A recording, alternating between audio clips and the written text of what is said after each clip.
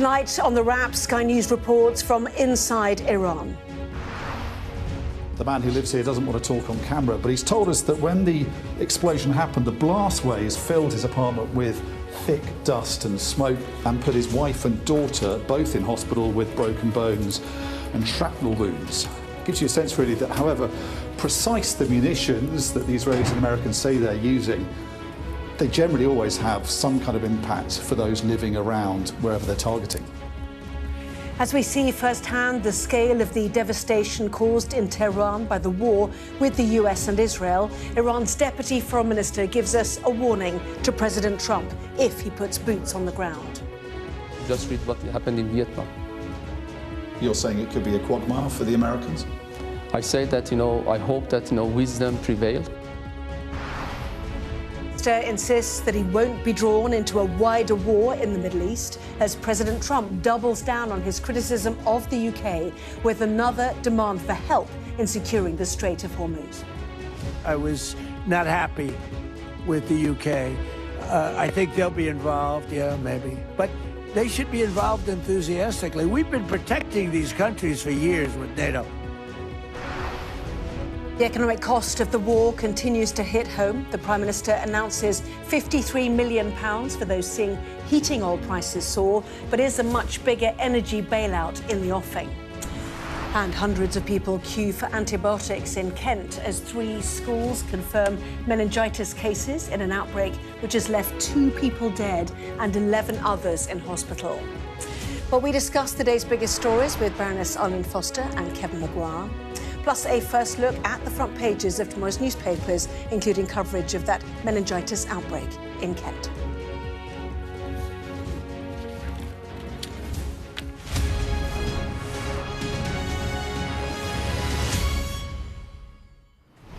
Well, hello, good evening to you. Arlene, Kevin, welcome to you both as well. We begin tonight with exclusive reporting from inside Iran. Sky News is the only British broadcaster operating in the country, and our international affairs editor, Dominic Waghorn, has been speaking to Iran's Deputy Foreign Minister. He has told us that the United States faces another Vietnam if it puts boots on the ground. And Dr. Saeed Khatibzadeh also said that Iran is ready to fight for as long as it takes and is not thinking about negotiations with the United States. Here then is Dominic's report from Tehran. In Tehran, a new era has begun, of sorts. Not the one America or Israel wanted. The Ayatollah is dead. Long live the Ayatollah, his son. Iran's airspace closed. We came overland, among the only international journalists currently allowed in, to witness the impact of this war on the ground as it continues to escalate. In an exclusive interview with Iran's Deputy Foreign Minister, an ominous warning as speculation grows that America may next send in troops. Even suggesting that a foreign country can put boots on the ground of another country, invade another country, occupy the land of another country, is something very much rogue, very reckless, illegal, and against all international law. There are thousands of US Marines on the way. What happens if they get used, do you think? We defend. What does that mean, though, for these Marines if they were to land in Kharg Island? Just read what happened in Vietnam. I hope that wisdom prevailed and diplomacy prevails on the other side. They understand that those who drag them into this war can drag them into also a quagmire for them. The government still seems in control here, but while the new supreme leader's face may be everywhere, he's not been seen yet. Have you seen him? Is he okay? Is he well? Any information about his welfare? I'm not in the business of speculations. You know that. We are just working by facts. He's healthy. He's in charge. And he's doing whatever is supposed to be done by him. Why haven't we seen him? Because the war is happening, and because the moment that he or his office decides to do that, they will do that. Across the capital, across the country, Israeli and American airstrikes are leaving deep scars. Whole buildings are razed from the map.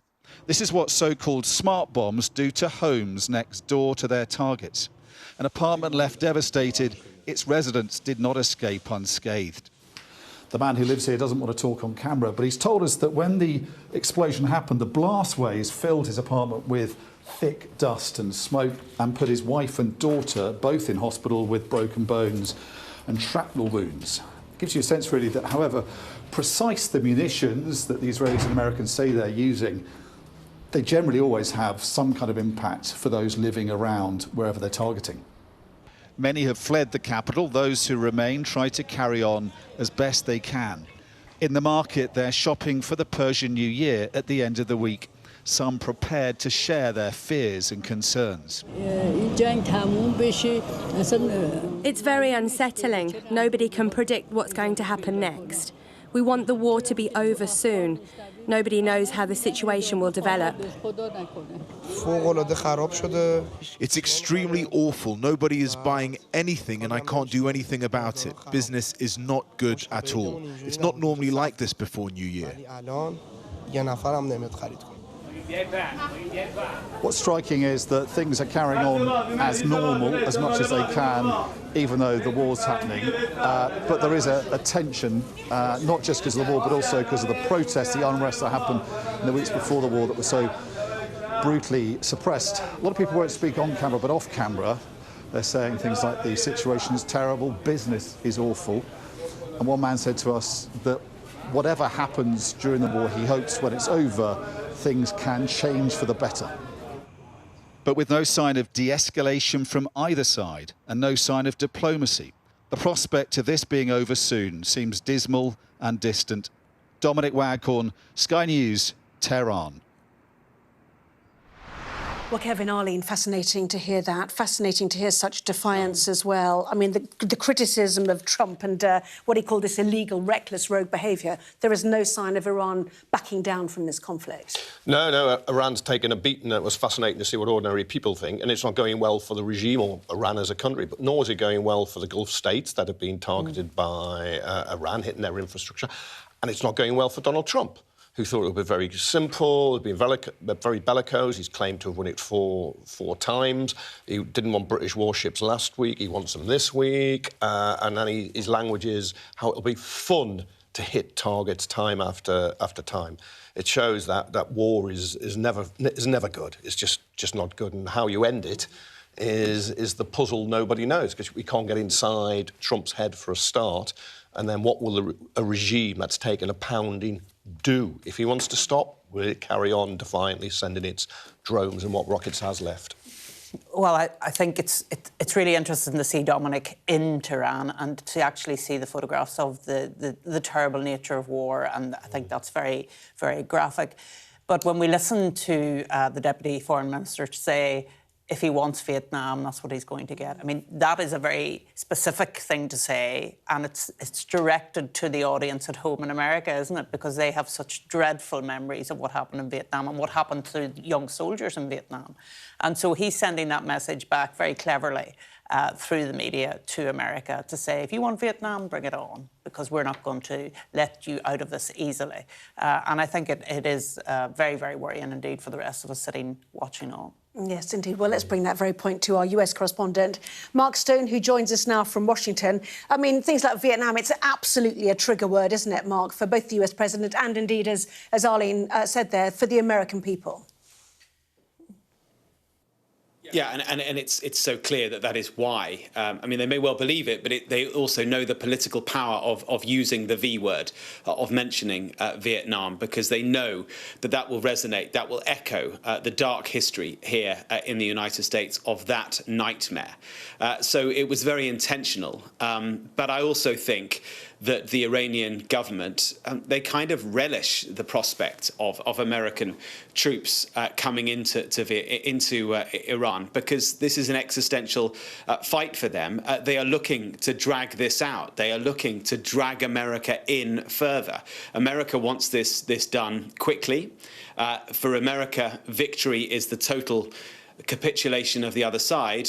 For Iran, victory is a different thing. Victory is resistance, and that takes many forms. And they are resisting far better than the American president was advised that they would. Mark, stay there if you can, because As you were saying, Donald Trump has doubled down on his criticism of the UK over the war. It came after the Prime Minister insisted that the UK won't be drawn into the wider conflict despite pressure from America to send, as we all know, Royal Navy ships to help secure the Strait of Hormuz off the coast of Iran. Here then is our security and defence editor, Deborah Haynes. The problem is clear. The solution, not so much. Having gone to war with Iran, Donald Trump now wants the UK and other NATO allies to help combat the repercussions. Namely, unblocking the Strait of Hormuz, after Tehran made this vital waterway part of the war zone by targeting tankers with missiles and drones. The US president has so far received a lukewarm response from his friends, despite warning that his support for NATO may hinge on what they offer. I was very surprised with the United Kingdom, because the United Kingdom, 2 weeks ago, I said, why don't you send some ships over? And he really didn't want to do it. I said, you don't want to do it. We've been with you. You're our oldest ally. And we spend a lot of money on, NATO and all of these things to protect you. And then they tell us that we have a mine ship around and they don't want to do it. I think it's terrible. Sir Keir Starmer portrayed the phone call on Sunday in a more positive light. We are working with others to come up with a credible plan for the Straits of Hormuz to ensure that we can reopen shipping and passage through the strait. And I had a perfectly good discussion with President Trump about that yesterday. Iran made clear any move to escort tankers and other commercial shipping through the strait would be high risk. They are asking other countries to come and assist them so that the Strait of Hormuz remains open. Of course, from our perspective, it is open. It's only closed to our enemies, to those who carried out unjust aggression against our country and to their allies. Of course, the best way to restore tanker traffic would be a ceasefire between the US, Israel and Iran. Otherwise, the US military would have to take the lead in coordinating any international mission to protect shipping lanes with its warships and surveillance aircraft. As for what the UK could offer, it's a lot less than in the past. Right now, the Royal Navy has no warship to hunt and destroy mines in the region, whereas it used to have 4. Also, the single major warship that has been dispatched to help bolster Britain's defences is still en route. The UK has talked about sea drones as a possible option, but they fall far short of the sort of protection provided by a destroyer or a frigate. It's the reality of defence cuts over time that's left Britain so reliant on the US for its own protection, and so exposed if Trump really does decide to go cool on defending Europe. Deborah Haynes, Sky News. Well, Mark, there's so much at play here, isn't there? He has criticised again the UK for, the disappointment, he says, given they are the Rolls-Royce of allies, as he put it. And in the Financial Times for tomorrow's newspaper, he has suggested that the refusal of European nations to help in the Strait of Hormuz would mean a very bad future for NATO. So what sort of threats is he making now? Well, I mean, he's threatening the future of NATO, as he has done before. He's never followed through, but he's doing it again. We know as well that he raised the American support for Ukraine to Prime Minister Starmer, basically saying, look, Ukraine means a lot to you, doesn't mean much to us. There's an ocean between us and them, as he said so many times. But he raised that issue in the context of Britain not helping with the problem that the Americans have got now in Iran. So very interesting, the threats he's using. I was looking at those images that Deborah had at the end of her report there. Trump and Starmer on the stage. That was Sharm el-Sheikh, Egypt, last year. Underneath where they were standing, it said Peace 2025. Well, it may as well say War 2026 now, and everything appears to have fallen apart. And while the president is trying to present you know, everything's fine, don't panic. It's clear that everything is not fine. It's emerged this evening that a diplomatic cable has gone out from the State Department to missions to allies all around the world, effectively saying, help us out here. We need some help with this one. I think it's an absolutely fascinating reveal. The end of this cable says joint pressure. This is from the Americans to their allies around the world. It's gone to foreign offices everywhere. And it says joint pressure is more likely to compel behaviour change by the regime than unilateral actions. We must act while international attention is focused now to end the Iranian campaign of terror in the Middle East and globally. Do not allow this critical moment to pass, so says this cable. So they are really, the Americans are really looking for as much help as they can get. But you know, Michael Clark has done a fascinating explainer, which I'm sure you can find on our other platforms, which gives some detail of just how complex an operation it is to keep the Strait of Hormuz open. It's like it requires a convoy over 12 kilometres long, battleships both ends of it, drones flying above them, other command and control structures in the area. It's a massive, massive operation.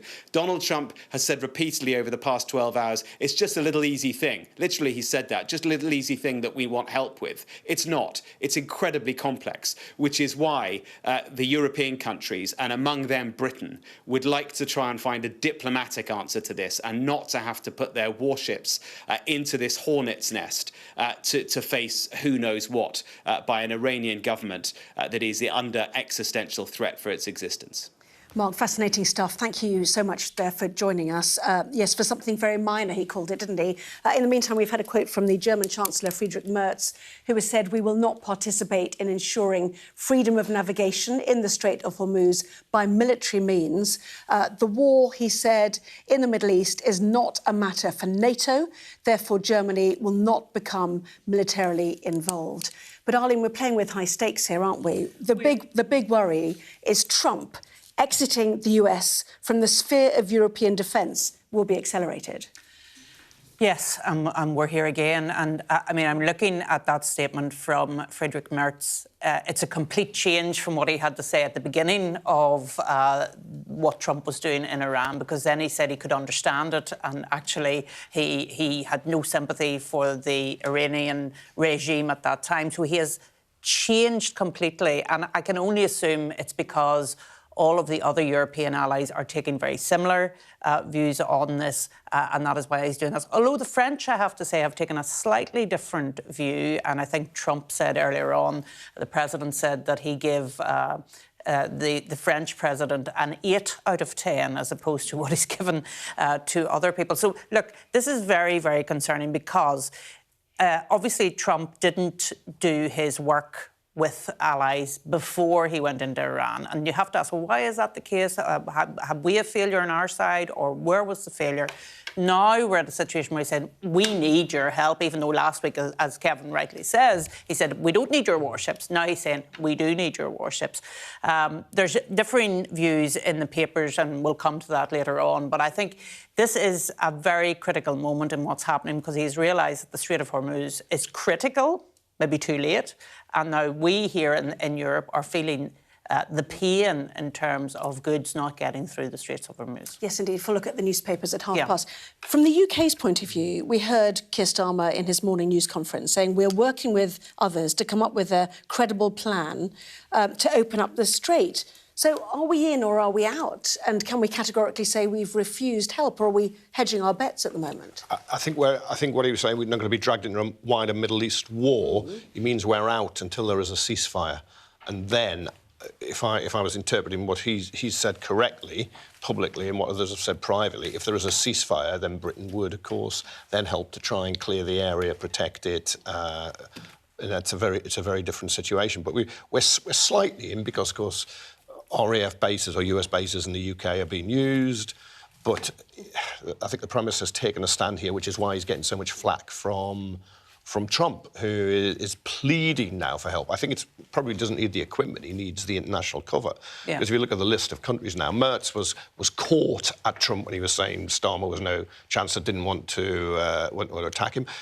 Australia and Canada were cited as supporters of the initial attack. They've said they won't join any attempt to open the straits. France have said the same. You know, they've got a big naval port on the Mediterranean. You know, they've sent ships around that way. But it's the isolation of Trump. And why come to his aid now when he seems to be losing? And that regime, as we just heard, it's fighting for its life, so we'll get incredibly desperate. But he has two arguments for why we should come to his aid. One, we have defended you and come to your aid for decades.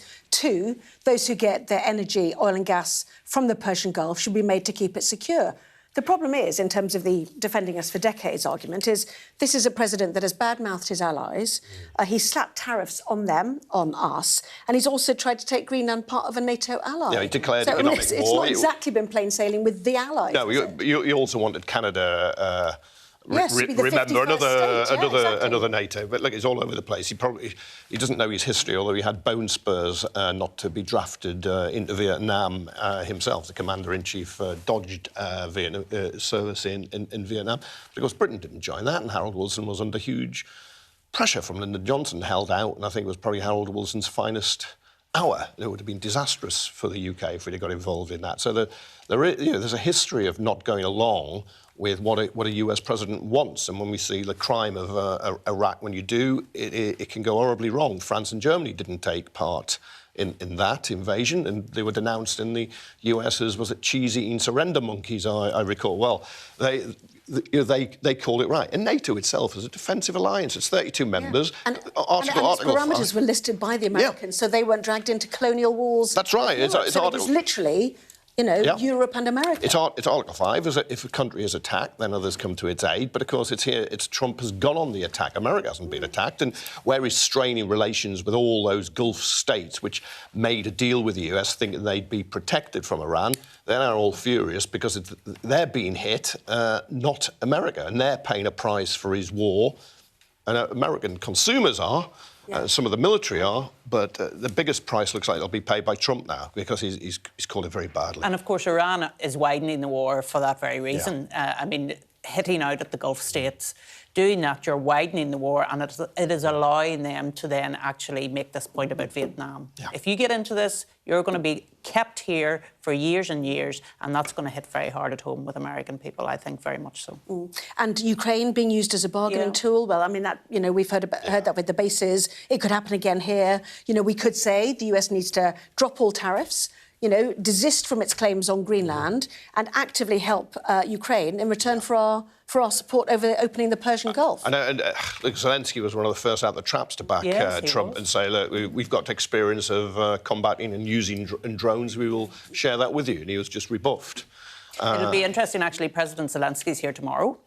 In the UK. He's addressing us in the House, so we're looking forward to hearing what he has to say about all of this tomorrow. Very interesting. Yeah, what time will that be for you? It's in the afternoon. Yeah. Very good. Well, that story is featuring tomorrow's newspapers as well. The Metro's headline, Donald's trumped as he's left isolated over Iran. And as we said, we will be looking at the newspapers in full at hour. Well, let's get to Kent now, where 3 schools have confirmed cases of meningitis as part of an outbreak, which has left 2 people dead, 2 young people, and 11 others in hospital. Today, hundreds of students have been queuing for antibiotics, and anyone who attended the club, Chemistry Nightclub, on the 5th, 6th and 7th of this month have been asked to come forward. Let's hear more then from our health correspondent, Laura Bondock, who reports from Kent. At the University of Kent, increasing concern on campus and a long line for antibiotics. This rapid rollout to reassure and protect anxious students. So just for a precaution, because it's just not worth the risk spreading it even more with the amount of chaos it's already caused in about a day.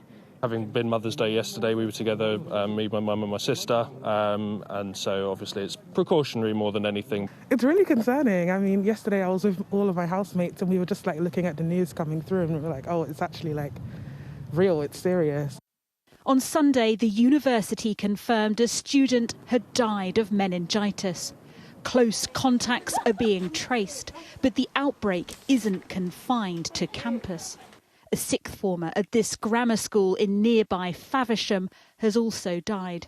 Juliet embraced everything that school had to offer with great enthusiasm and joy. Her beautiful smile, her loving nature and her sense of fun will be hugely missed. We are all completely devastated. Other young people are still seriously ill in hospital, with health officials urgently investigating the cluster of cases. It's not something that is easily spread like other infections such as flu or measles, for example. It really does require very close, prolonged contact. The outbreak of invasive meningitis has been linked to this nightclub in Canterbury. The popular venue now closed until further notice. We've lost members of our community and we're just not going to risk anything else, anyone else, until we feel that there's more control over it.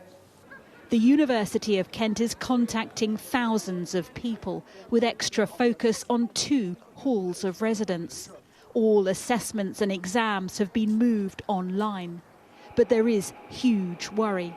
2 ambulances were called as precaution to this student accommodation block. So far, no confirmed cases, but half the residents have headed home. Residents I've spoken to this morning have obviously expressed, a bit of distress and, confusion amongst the situations. There's conversations that me and my staff have had today with them, asking, all sorts of questions. How serious is it? What should I do? It's just the, I guess, fear of the unknown at the moment. Universities and schools remain open. The situation here in Canterbury is being closely monitored, and although this kind of meningitis remains rare, it is serious and people are being warned to watch for symptoms. The critical aim now to identify, contain and treat cases as quickly as possible. Laura Bandock, Sky News in Canterbury. Well, this is desperately concerning, isn't it, for everybody involved? And certainly the club itself, Club Chemistry, has suggested that 2,000 people would have visited the club over those critical days, which is March the 5th, 6th and 7th, and now need tracing for antibiotics. Certainly the suggestion, too, is that it may well have spread beyond the initial infection outside Canterbury, as cases are now reported across 2 more schools in the neighbouring towns of Ashford and Whitstable. Awful for these young students. The 11 others who are in hospital are aged between 17 and 21. And for parents everywhere. I know you've had your own concerns about this, haven't you? Well, I mean, it's incredibly scary for young people who will have never had to have dealt with something like this before. It's every parent's worst nightmare. I was sharing with you earlier when my teenage son took a really bad headache. I mean, the first thing I thought of was meningitis, and you really, really get concerned about that because, of course, I think it's 1 in 10 people with the meningitis, bacterial meningitis, die. So it's a really serious issue, and those who do survive, some of them have life-changing effects after it happens. Yes. My daughter's, when she was at school, her friend, meningitis, lost her hearing, is deaf. Michael Rosen, the poet, has written and spoken very movingly about his son went to bed with a headache, gave him a paracetamol, found him dead in the morning. I understand why people are queuing up to be jabbed. Yeah. Well, the Daily Mail says thousands are now being told, get help now for this meningitis risk. They also picture one of those that we know has died. This is Juliet, an A-level student from Queen Elizabeth's Grammar School in Faversham. Her head teacher, Amelia McElroy, has said it is with great sadness that we're confirming the loss of Juliet, a much-loved and treasured member of our school community. Juliet was a student at our school for 7 years. She was incredibly kind, thoughtful and intelligent, and she loved her school and was very happy here. Juliet embraced everything that school had to offer with great enthusiasm and joy, and her humour and positivity were captivating. She was a genuinely caring and attentive listener, a true friend who listened with warmth, respect and sincere interest to her peers and to our staff. Her father has said that the family are utterly devastated by this and, so young. It's the lead story on the front page of 5 of the papers now, half of the papers, pushing Iran into the background momentarily. And of course, we've yet to have the details of the student who died. But you look at Juliet and you hear that and you just... yeah, your heart just weeps for the parents. You just hope no more parents in this outbreak are going to have to endure what Juliet's parents are. And of course, her friends will be absolutely devastated, really worried about whether they are infected, and then absolutely devastated by the fact that they've lost someone who, by all accounts, was a very bright young kid. We'll take a short break now. We're coming back looking at all of those newspapers. Back in a moment.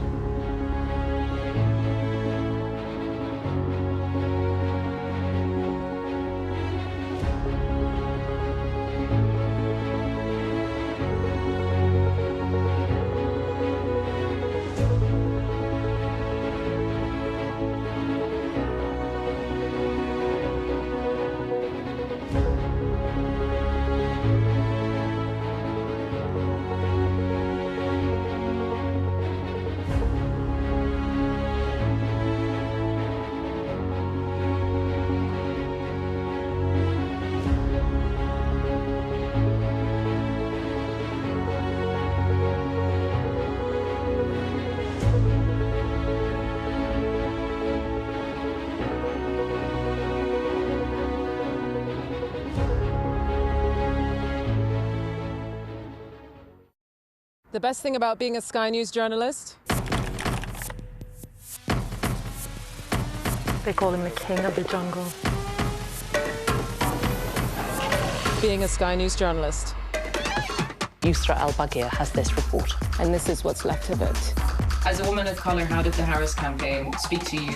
People risk their lives to speak to us for this report. Mr. Zuma, Sky News. We're trying to see as much as we can.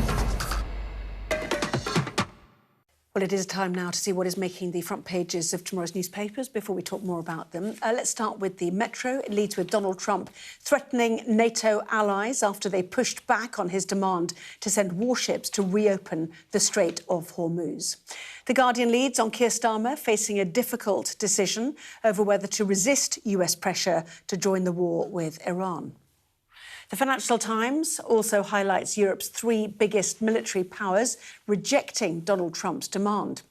The Eye leads on Britain preparing to send mine hunters to the Gulf while boosting production of interceptor drones. The Daily Express covers the Chancellor's plans for closer ties with the EU as critics accuse Labour of blaming Brexit rather than its own failures.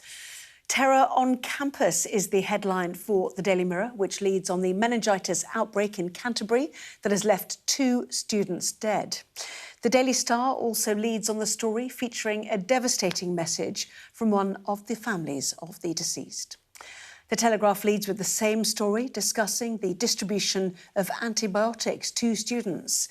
Also leading with the meningitis outbreak, the Daily Mail looks into the search for students who may have been in contact with those infected. And The Sun leads with concerns of vapes spreading the disease, following a young woman being rushed to hospital and was diagnosed with meningitis. Well, this is certainly one of our lead stories, but let's continue to talk about it. Some new lines, certainly. The Daily Star, quoting the father of Juliet, as suggesting we are beyond devastated. We've talked about this already, Kevin, but, you know, these are such young people in the prime of their lives. This is an A-level student, a university student as well, and now thousands being urged to go and queue and get antibiotics. Yeah, these are otherwise fit and healthy young people with their entire lives ahead. Yeah, they've achieved much, but there's so much more living to do. And you know, I can barely comprehend how parents would deal with this if they lose a child in these circumstances without any warning. They're just suddenly taken from them, and you look at that picture, and you know there's another picture to come of the other victim. You hope the other people are going to be survivors, but sadly Juliet and one of the students haven't, and it strikes a chord with so many people, which is why it's on the front pages. And I think you can see inside, certainly the Mirror, which I'm sure other papers do as well, just have symptoms to look for. And it's quite important, you know, to do that. If you've got a really high temperature, vomiting, headache, stiff neck, high sensitivity to light, unresponsiveness, drowsiness, seizures, a rash that doesn't fade when pressure is applied, by rolling a glass over it, which is it's a simple little test, but... Yes, we've got the front page of your paper, Terror on Campus, showing some of those who've been queuing as they were urged to do. And the UK HSA, the Health Security Agency, saying advice has been issued to 16,000 staff and students at the University of Kent, where antibiotics are being offered to those who need them. But the inside pages of your paper we have as well, as you said, listing those symptoms.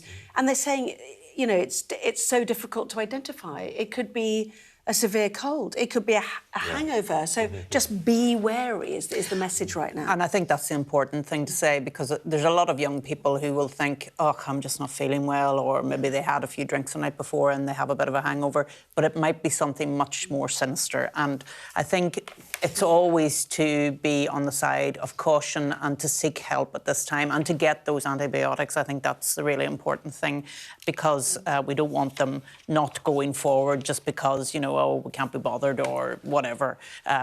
You know what young people are like. They think they'll get better themselves. I think it's really important that they listen to the advice and do seek help, and I'm sure parents will be underlining that as well. I think inside the Mirror it also says that these cases are evidence of a new strain. New strains are always the worry, because you wonder then, have we got the antibiotics to deal with the new strain? And that is the critical point in all of this. And of course a vaccine is offered, and the paper in its right-hand column there, expert says cases are evidence of a new strain, is the headline you're talking about. Down in the article, uptake of meningitis vaccines among adolescents is 73%, and scientists are now trying to work out whether many of those who fell seriously ill were vaccinated. Well, it's offered in year 9. Yeah. You can get it up to the age of 24, 25. Yeah.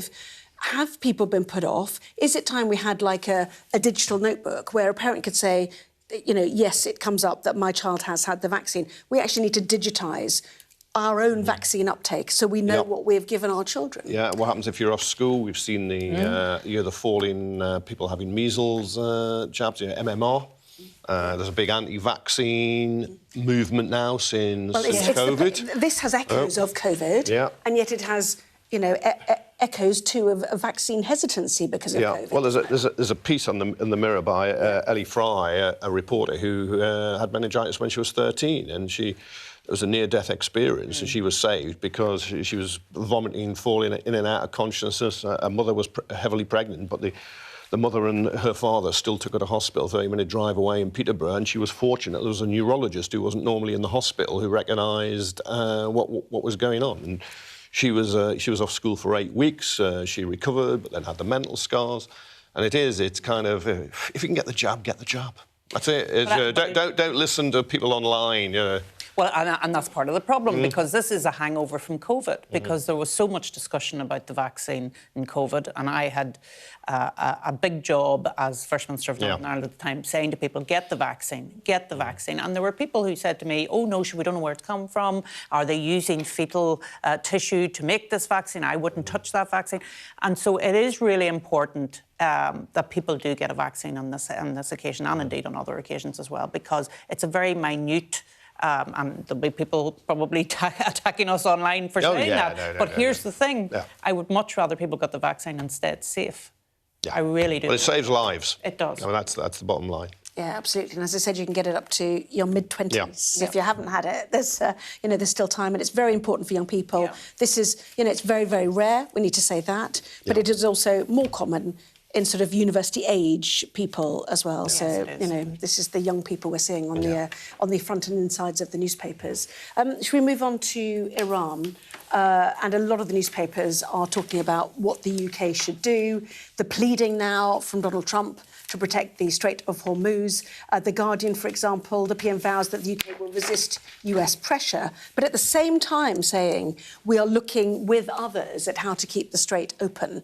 The difficulty is, do you join now while the conflict is on, or, as President Macron has talked about, after it is over? So that's the tricky bit, isn't it? Yeah, well, the Strait of Hormuz was open before the war, before the attacks, before the Americans and Israelis started the firing. If they cease now, will the Iranians cease, or will the Iranians carry on? But I think as long as the war is hot and still going on, I think there's this huge reluctance right around the world. The Metro lists countries refusing to take part. France, Germany, UK, Australia, Japan. I think they don't list India, but India too. India's had tankers through the strait because they've dealt with the Iranian regime and said, look, we're not backing the Americans here. And it's kind of as your defence analyst shows, you can't just form a convoy, and it's almost like it's almost as if Trump is in. It's 12 kilometres long, is what Michael Clark was suggesting. It's almost like he's been watching, Second World War black and white movies and thinking this is absolutely fantastic. A lot of people died in those convoys in the Second World War, including my mother's brother. So it's not it's not a solution. You want to stop the war. That's how we do it. Oil came through before the war. Oil can come through, hopefully, after the war, but it's not going to really come through easily during the war. Yeah, and the Financial Times shows a picture of Donald Trump on Air Force One, where he's talking about this. He's spoken again about it today, including calling the UK the Rolls-Royce of allies, and again expressing disappointment. Starmer and allies reject Trump's call for warships. But there's a danger to that as well, isn't there? And, they're weaving a fine line here about their relationship with America and within NATO. And we are getting mixed messages, not least from the papers, because the I paper in their headline is talking about UK and talks on Royal Navy role in the Gulf to end the oil blockade. So is that after, as Kevin has said, the war ends, or is that now? It doesn't say it in the I newspaper. There was talk, I think, yesterday about us sending drones to look for mines in the Strait of Hormuz. So there's mixed messages coming out, not least from our own government here, and we need to have certainty because, of course, it has the real impact on us here at home in relation to oil prices and indeed on other things as well that will come to the fore as well. Well, that's what the PM was talking about today. Let's have a listen to Keir Starmer. We're not ruling anything out, but it is very difficult to say at this juncture what the position will be in July, which is when the current energy cap runs out, or what the position will be in September. And obviously our focus at the moment is de-escalating, dealing with the straits, and trying to find a way to limit the impact. My instinct is always to help working people in a situation like this, hence the energy price cap that we put in place. In fact, reducing energy bills, which is one of the measures at the budget. Come on to all things economic in a moment, but just, very quickly, absolutely critical for governments because they know what energy prices do to people at home, to their voters, including in Northern Ireland. Yeah. Heating oil was the focus today. Help for the vulnerable, because it's not included in the energy price cap. 60%, is it roughly in Northern Ireland? About 62%. About 62%. Yeah, I have, including my own home, is heated by oil, and £17 million is going to Northern Ireland, 27 to England. And that's a huge amount, because I think they've looked at the census data to say how do people heat their homes, and we have a disproportionately high oil heating system in Northern Ireland. We don't have gas in the way that it is rolled out in the rest of the UK. So I think that's an acknowledgement. I think that's a welcome acknowledgement. It'll now be over to the Northern Ireland Executive to decide how do we target this. Personally, I would like to see cancer victims and people who need heat in their own homes to make sure that they have the heat that they need, because I've heard some stories about some oil companies, actually not in Northern Ireland, it was here in England, saying to cancer victims, oh, you can only have the price on the day we deliver it, even if you pre-order, which I think is wrong, because these people need the oil to heat their homes and to keep their families safe and well. But look, there'll be people who'll be trying to take advantage of what's going on. It's human nature. There are many good oil companies that aren't doing that and are trying to be helpful, but there are some that are. Dick Turpin at least wore a mask, but if oil companies have paid wholesale prices at a lower rate, all of a sudden cancelling orders and delaying just to profiteer, I mean, that's absolutely Yeah, but there has been some disgraceful. criticism for the way the government is absolutely targeting that, suggesting some people on forecourts are now getting abused. So, you know, which I think is wrong too, obviously. Yes, but the people idiots who abuse people on forecourts, they should have stop it and apologise and hang their heads in shame, because they just work there. They don't own those, petrol stations. They just you're targeting the wrong people. But it is the case that there has been profiteering and prices rocketed. And it wasn't oil that was coming out, being bought on the wholesale or the spot markets. It was stuff that was already here and refined and in pumps and in tankers. But that 53 million that was announced sounds a nice big figure. But if the Financial Times is correct, it's going to be shared between about 1 million people. That's about £50 each, which you will know with your own bill is just a small drop in the extra you'll be paying. 500 litres was £300. It's now £600. Yeah. So it has completely doubled, and that's just the reality. I said we're going to do economy just very quickly, because I do want to get into the Oscar pictures. The Daily Express tells us that the Chancellor will tomorrow unveil her plans for deeper EU ties, suggesting she needs to own it first, stop pointing the finger at Brexit and fix the economy. That's the Daily Express front page. And the Financial Times, when you see that one, Rayner charm offensive seeks to lay investor worries to rest. Angela Rayner joined a call with City investors, the bookies' favourite, they suggest, to replace Sir Keir Starmer, and offered reassurance that Labour would not lurch to the left. And certainly after Starmer survived, a few weeks ago now, that was the fear. So, Kevin, very quickly on what Labour's strategy is to, again, start wooing the City. Yeah, the Express was, of the Fleet Street papers, I think was the first to back a Brexit, come out of the European Union rather than being Eurosceptic. It jumped. So I think it means don't keep attacking us. But I think it's widely acknowledged as a huge Brexit black hole in the economy. Reeves wants to address that. Labour went through a phase where it didn't want to talk about Brexit at all, but sees it as a problem. Well, I think if you go by the FT, the ministers and former ministers and maybe potential future prime ministers are forever talking to the City as well as trade unions, lots of other groups. But it's quite interesting if she's going to run from the left. Now, of course, she would say Labour was never just going to splurge loads of cash and borrow recklessly. But if she's going to run from the left, should Starmer be toppled, she's going to need a programme of, I would have thought, higher spending. I promise you'll talk about that next time. But we've only got about 30 seconds left to do the Oscars very quickly. It's the picture story, and it is the Irish Jessie Buckley who is dominating the front pages. First Irish woman ever to win that category, I seem to remember, although much of the pre-coverage was Timothy Chalamet blowing his chances by criticising opera and ballet. Anyway, I don't suppose you stayed up to watch, but there we go. No, I didn't, but it's a nice precursor to, of course, St Patrick's Day, which is tomorrow. Oh, there we go. I'll drink to that. There we go. Yes, Jessie Buckley, congratulations to her and all the other winners. Lots more still to come in the next part of our programme, how our changing habits are being revealed by the way that inflation is calculated. A bizarre list coming up next.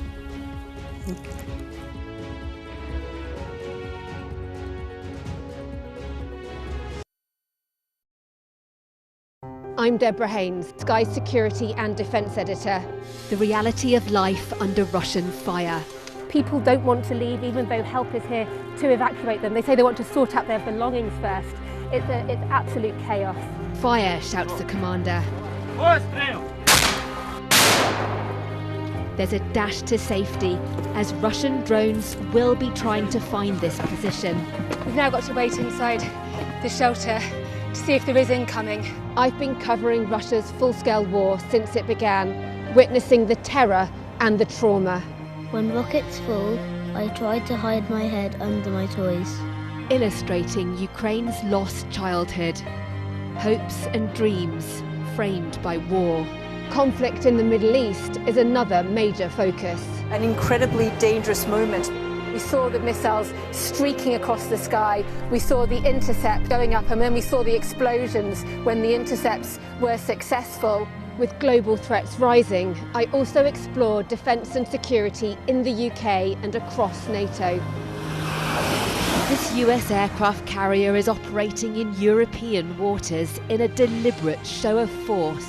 This is routine training for NATO, but should Russia's war with Ukraine escalate significantly, pilots like these could be called upon to go into combat for real.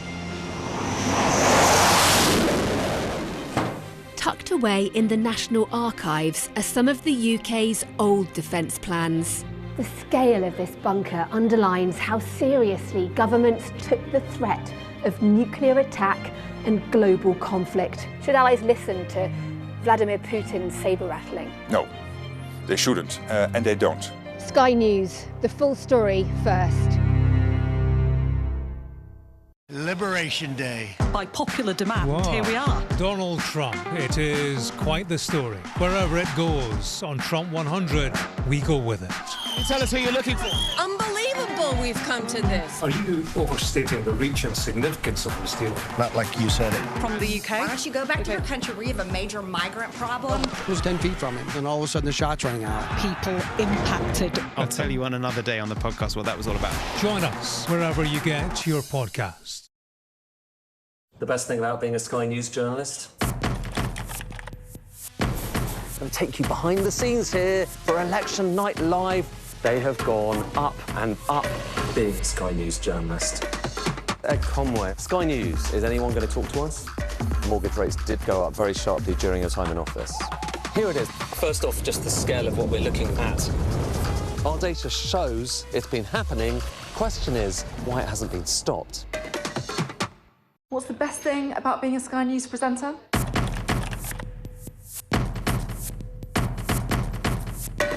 We've done the work and the reading, so you don't have to. Being a Sky News presenter. Hello and welcome. Westminster, the heart of British politics. I'm so sorry about what happened to you. So what on earth is going on? It's not true. Can I tell you what I think? It's really unusual. Mornings with Richard Frost. Let's crack on. Let's get started.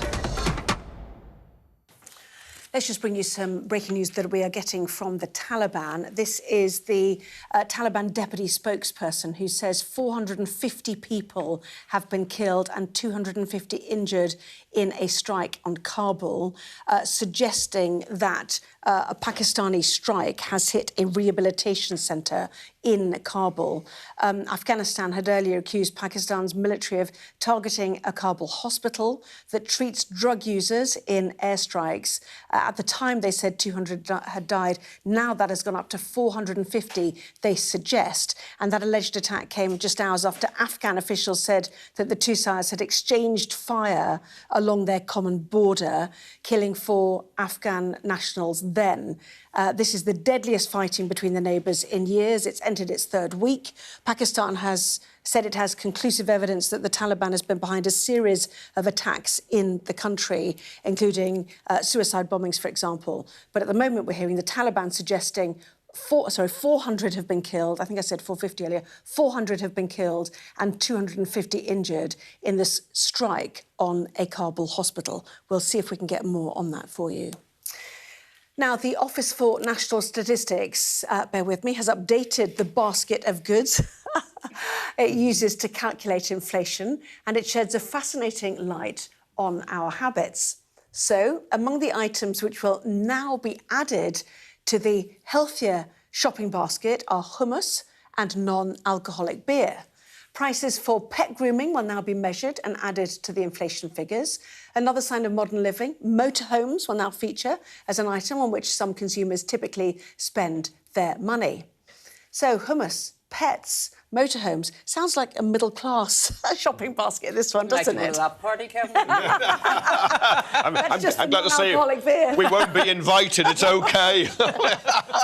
But it is a fascinating insight into our lives and how they change. Because it used to be dried milk, margarine and fish fingers. I remember e-books being added about 15 years ago. I don't know if they're still in there, but, you know, our behaviour does change. But I would be interested to see what actually came out of the list. Yes. It only tells us what it's in. I've already forgotten. Oh, did we? What came out? I did write that down. Yeah. Talk amongst yourselves while just don't say newspapers. Croissants are in. Baby food is in. And the out, with sheets of wrapping paper, not rolls of wrapping paper. And bottles of beers sold in bars and restaurants. So we're going for the home non-alcoholic by the sound of it. Yeah, well, that's quite an interesting shift, isn't it? From going out to drinking at home. But if you're drinking... Which is also indicative of why our pubs are dying on their feet. Yes. You know? Yeah. I mean, if people are looking to non-alcoholic beers at home... Yeah.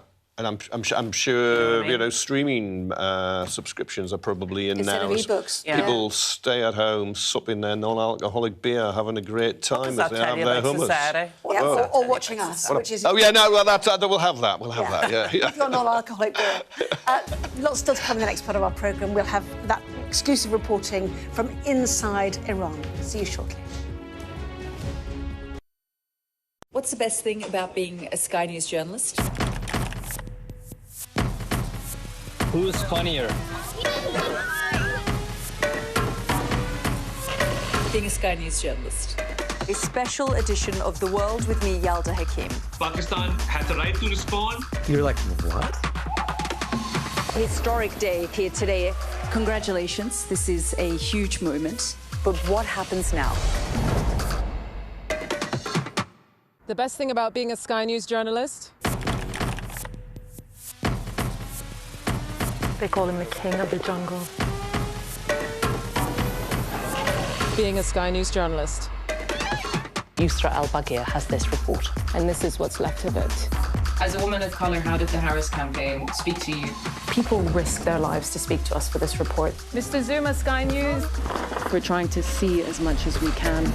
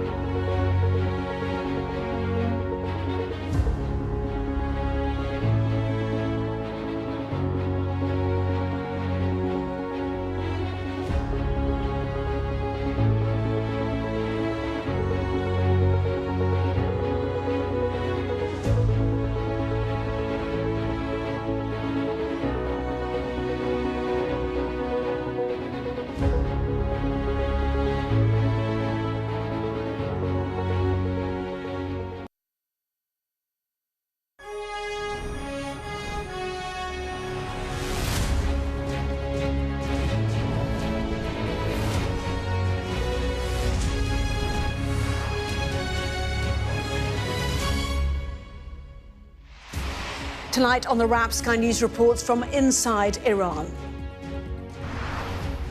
The man who lives here doesn't want to talk on camera, but he's told us that when the explosion happened, the blastways filled his apartment with thick dust and smoke and put his wife and daughter both in hospital with broken bones and shrapnel wounds. Gives you a sense, really, that however precise the munitions that the Israelis and Americans say they're using, they generally always have some kind of impact for those living around wherever they're targeting. As we see firsthand the scale of the devastation caused in Tehran by the war with the US and Israel, Iran's Deputy Foreign Minister gives us a warning to President Trump if he puts boots on the ground. Just read what happened in Vietnam. You're saying it could be a quagmire for the Americans? I say that, I hope that, wisdom prevailed. The Prime Minister insists that he won't be drawn into a wider war in the Middle East as President Trump doubles down on his criticism of the UK with another demand for help in securing the Strait of Hormuz. I was not happy with the UK. I think they'll be involved, yeah, maybe. But they should be involved enthusiastically. We've been protecting these countries for years with NATO. The economic cost of the war continues to hit home. The Prime Minister announcing £53 million for those seeing heating oil prices soar, but is a much bigger energy bailout in the offing. And hundreds of people queue for antibiotics in Kent as 3 schools confirm meningitis cases in an outbreak which has left 2 people dead and 11 others in hospital. Well, we discuss the day's biggest stories with Baroness Arlene Foster and Kevin Maguire, plus a first look at the front pages of tomorrow's newspapers, including coverage of that meningitis outbreak.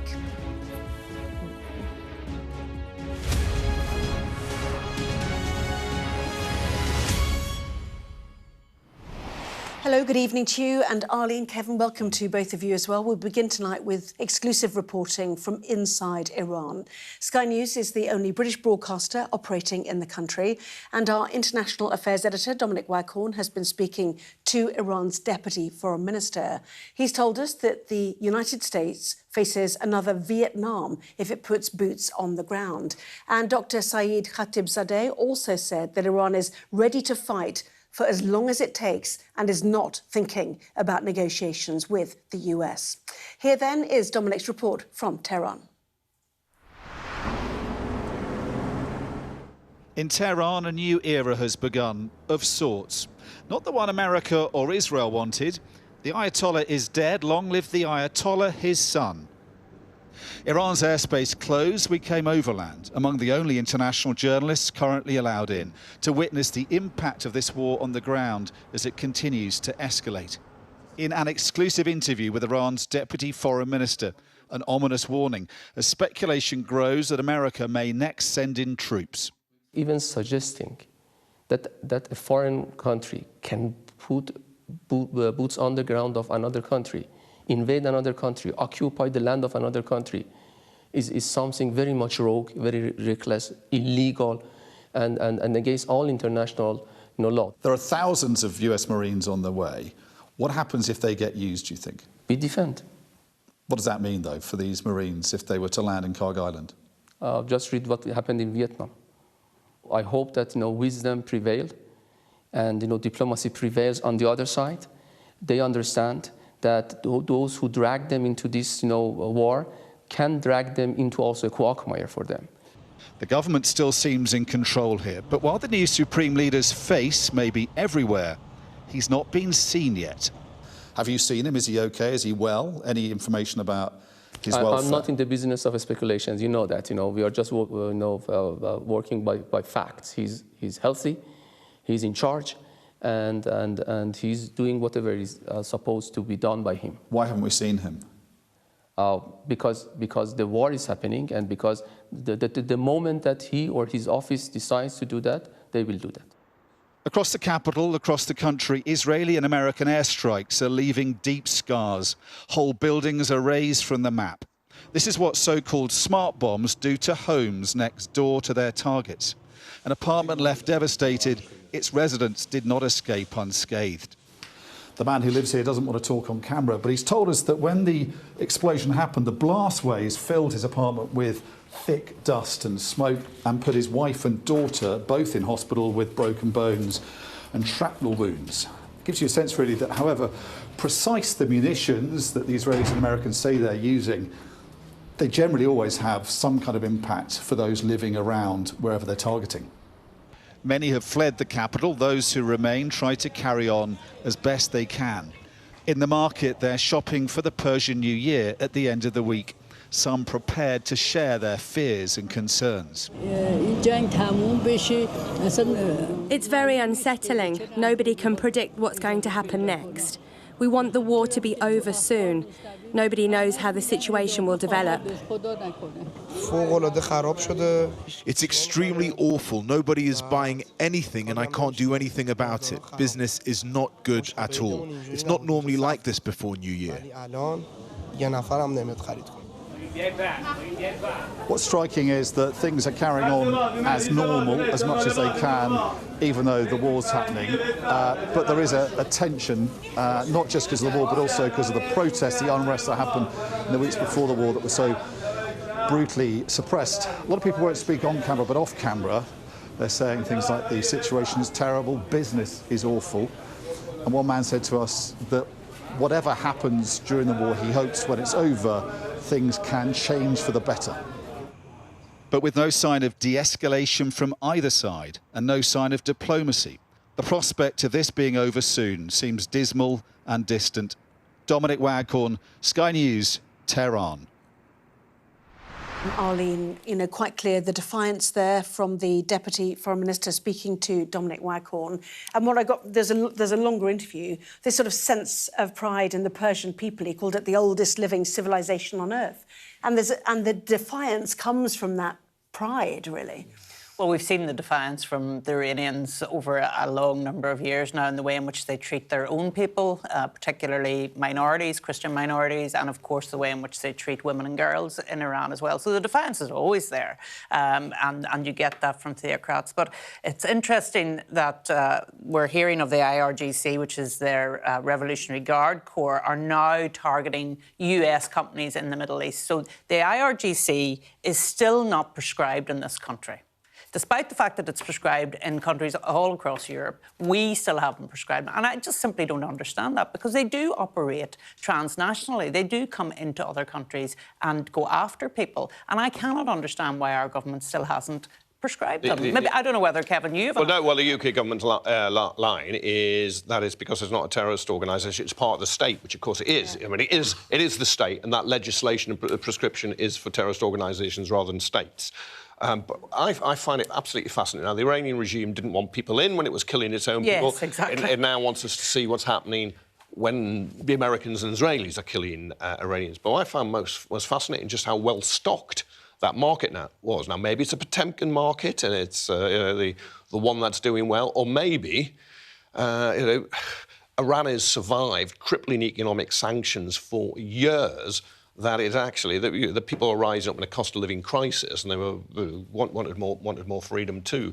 But maybe that regime can sustain itself and sustain the country far longer than Donald Trump thought. Or maybe it's for show and it's all... Yeah, no. It could be Potemkin, I agree. We don't know. But I think it's important to get in. The Israelis knew that in Gaza, where they didn't allow journalists to go in. We had to rely on people who were there. And, of course, many of those journalists lost their lives. But I think it's always important to see on the ground what is happening. Yes, and we need to remember that those protests on the streets were actually about the cost of living in Iran. But the trigger words that we use there, see what happens in Vietnam. It's speaking not just to the president, speaking to the American people. Well, they're speaking over the president, actually, to the American people and saying, you really want Vietnam? Do you really want to have that again?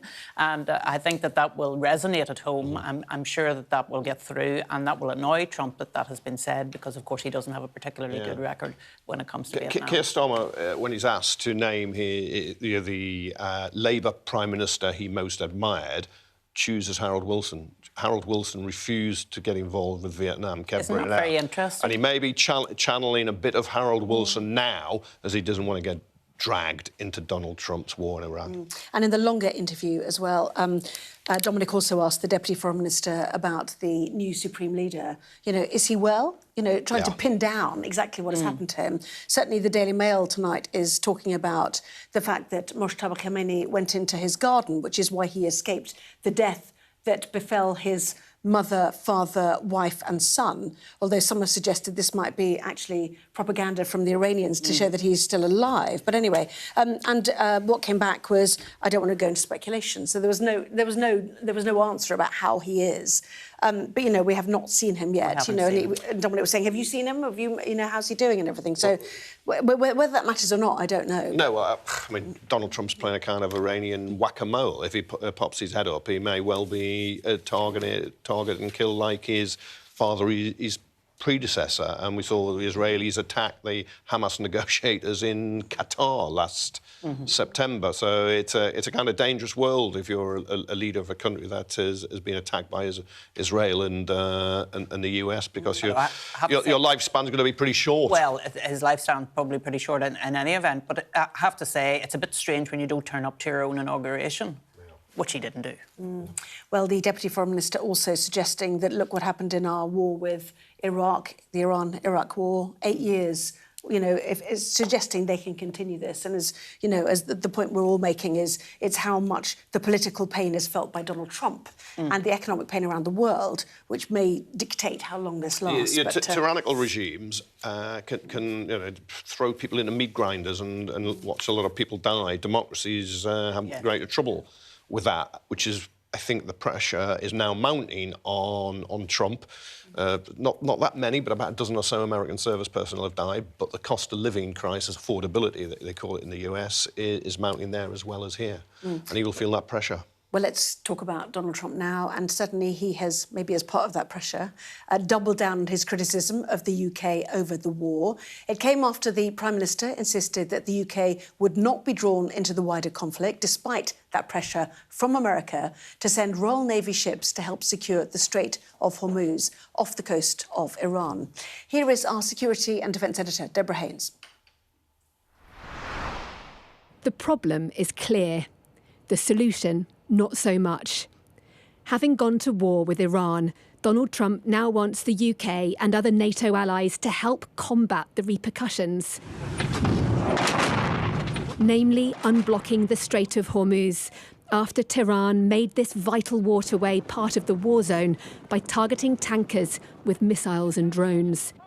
The US president has so far received a lukewarm response from his friends, despite warning that his support for NATO may hinge on what they offer. I was very surprised with the United Kingdom, because the United Kingdom, 2 weeks ago, I said, why don't you send some ships over? And he really didn't want to do it. I said, you don't want to do it. We've been with you. You're our oldest ally. And we spend a lot of money on, you know, NATO and all of these things to protect you. And then they tell us that we have a mine ship around and they don't want to do it. I think it's terrible. Sir Keir Starmer portrayed the phone call on Sunday in a more positive light. We are working with others to come up with a credible plan for the Straits of Hormuz to ensure that we can reopen shipping and passage through the strait. And I had a perfectly good discussion with President Trump about that yesterday. Iran made clear any move to escort tankers and other commercial shipping through the strait would be high risk. They are asking other countries to come and assist them so that the Strait of Hormuz remains open. Of course, from our perspective, it is open. It's only closed to our enemies, to those who carried out unjust aggression against our country and to their allies. Of course, the best way to restore tanker traffic would be a ceasefire between the US, Israel and Iran.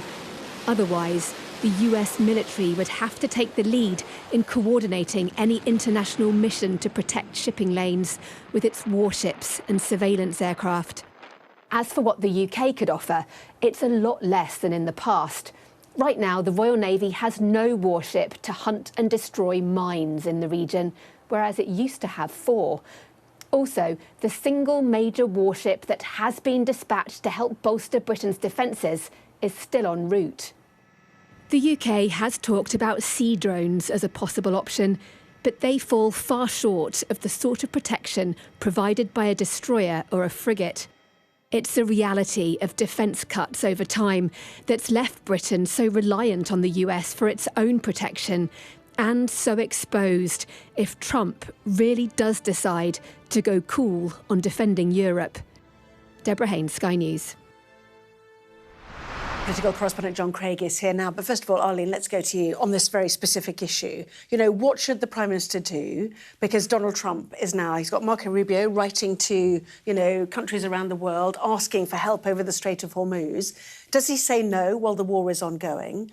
Or does he realise the perils are NATO's, you know, dead again? The alliance with America is threatened. You know, there are pitfalls here, aren't there, in any decision? There are pitfalls, and we don't know what's going on behind the scenes in relation to diplomacy. We're hearing tonight that I think it's Marco Rubio is leading the charge in terms of trying to get out there and talk to allies, in inverted commas, at this point in time.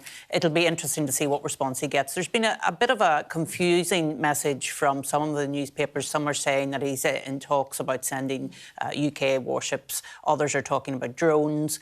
We need to get clarity on all of this, and I'm sure that's what people will want to see in the coming days. Yes, indeed. There's a directive that has gone out by Marco Rubio, dated March the 16th, signed by the US Secretary of State, sent to all US diplomatic and consular posts worldwide. It asks US diplomats to deliver the message to their counterparts at the highest appropriate level and no later than March the 20th, suggesting that they need to designate Iran's Islamic Revolutionary Guard Corps and Lebanon-based Hezbollah as terrorist groups, according to this internal State Department cable seen by Reuters. So there's pressure on that. There's pressure on the Strait of Hormuz. You know, they're trying to G up support now, aren't they? For their campaign. Yeah, after going off on their own with the Israelis, and we're not consulting, not taking people with them, and they were very bellicose and buoyant at the beginning because they said they'd assassinated the Ayatollah, the supreme leader, the entire leadership. The war, I think, has been declared won 4 times by Donald Trump, unless he's declared it a 5th time, but that's not the case, and that's why they now badly need allies. If not the military support, they want the diplomatic and political support internationally, and Rubio, if he wants to hold his job, will have to do Trump's bidding. Yes, so rallying reluctant allies is the stage we're at. What is the UK's position? Because certainly the Financial Times is quoting an interview with Trump saying that if they do not agree to help, it will mean a very bad future for NATO, is the quote. That's a threat, isn't it? I mean, he's never been a fan of NATO, has he? He's always argued that it costs America too much and the Europeans don't spend enough. But the president seems to be getting more and more isolated, because it's all very well Rubio firing off telegrams to embassies and so on. But there's another example tonight of the Europeans standing together, because there's a new statement from Keir Starmer, the leaders of Canada, France, Germany and Italy. This is on Israel and Hezbollah standing together. And all the signs are that the Europeans do not want to, as the Prime Minister put it today at his news conference, get sucked into a wider conflict, he called it. And then we have these rude comments from the President again, where he talked about how he was talking to Keir Starmer on the phone, and Starmer said, I've got to talk to my team. Well, I'm told that what he meant by that was talking to partners and military planners, not his number 10 team, although some wag suggested he's talking about his team, talking about Arsenal. But the main thing the Prime Minister wanted to stress today was, of course, his help for people who are struggling with higher bills, particularly those who have to heat their homes with heating oil. Now, you'll know about this. I do. Because I think the Prime Minister has acted today because he was lobbied very hard when he went to Northern Ireland last week, because apparently 60% of people in Northern Ireland use this heating oil. So he's announced some help today. Let's have a little listen to what the PM said.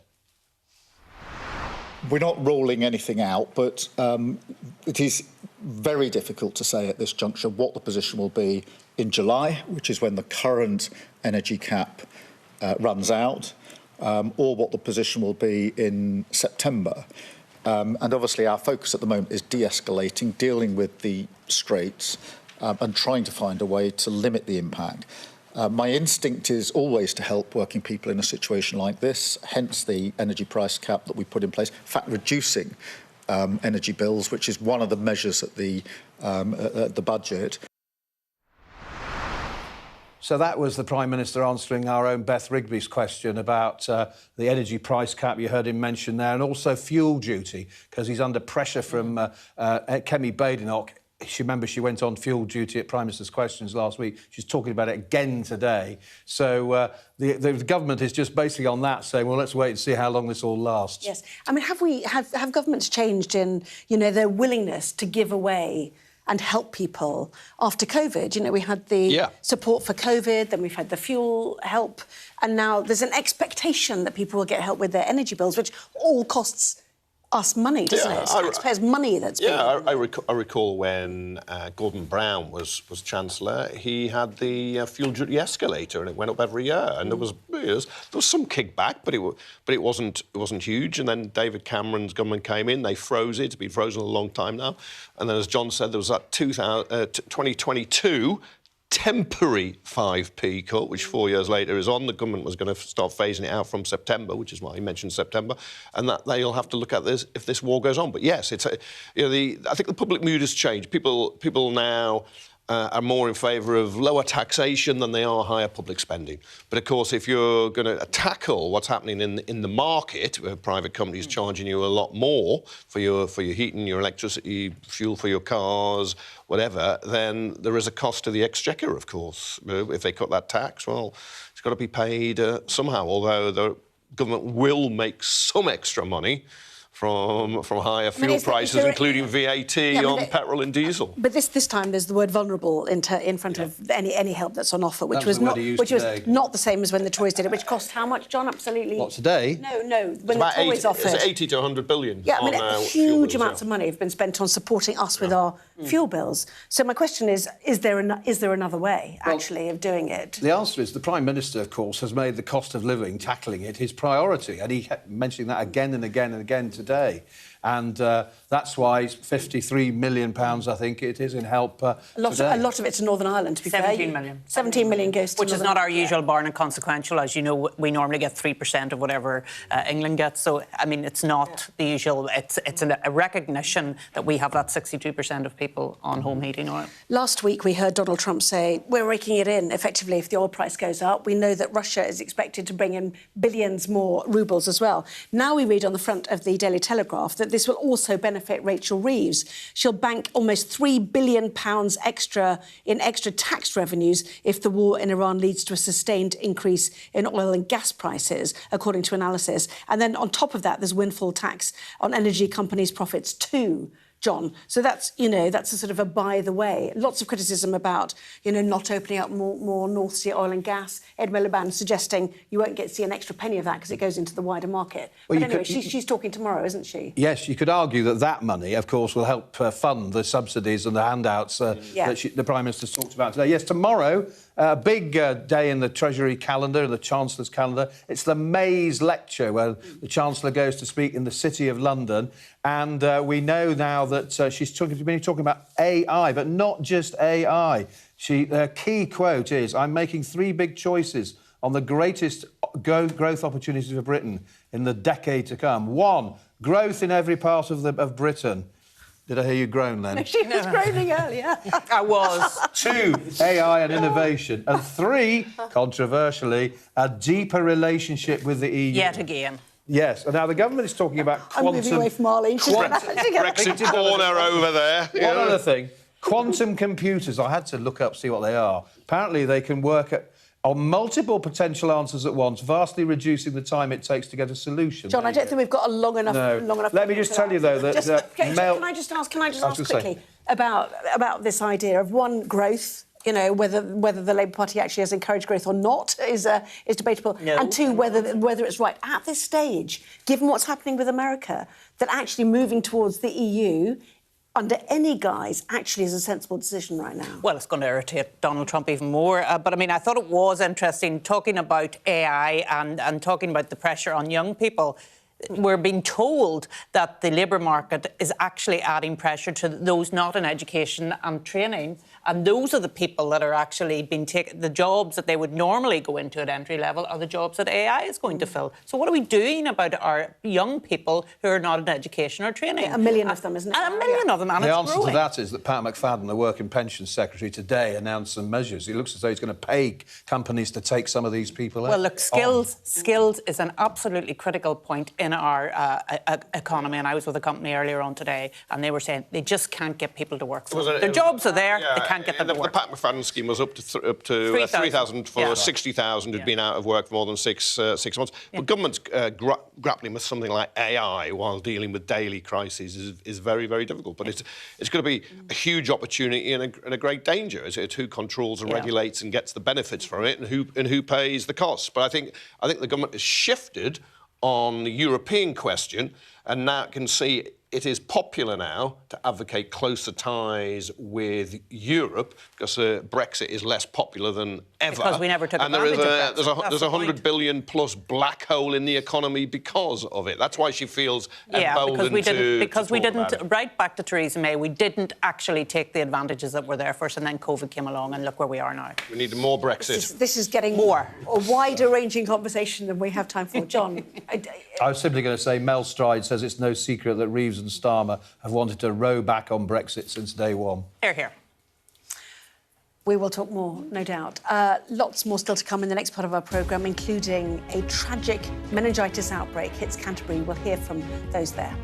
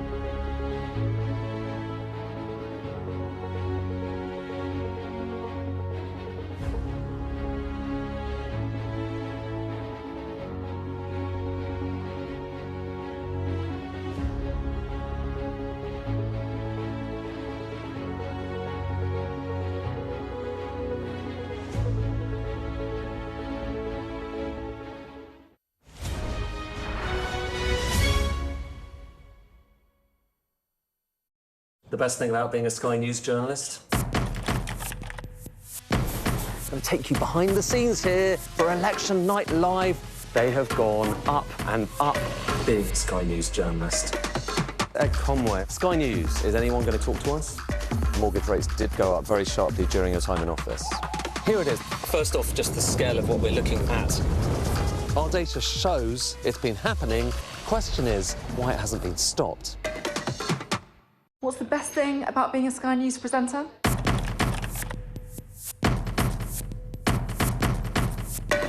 We've done the work and the reading, so you don't have to. Being a Sky News presenter. Hello and welcome. Westminster, the heart of British politics. I'm so sorry about what happened to you. So what on earth is going on? It's not true. Can I tell you what I think? It's really unusual. Mornings with Richard and Frost. Let's crack on. Let's get started. What's the best thing about being a Sky News journalist? Who's funnier?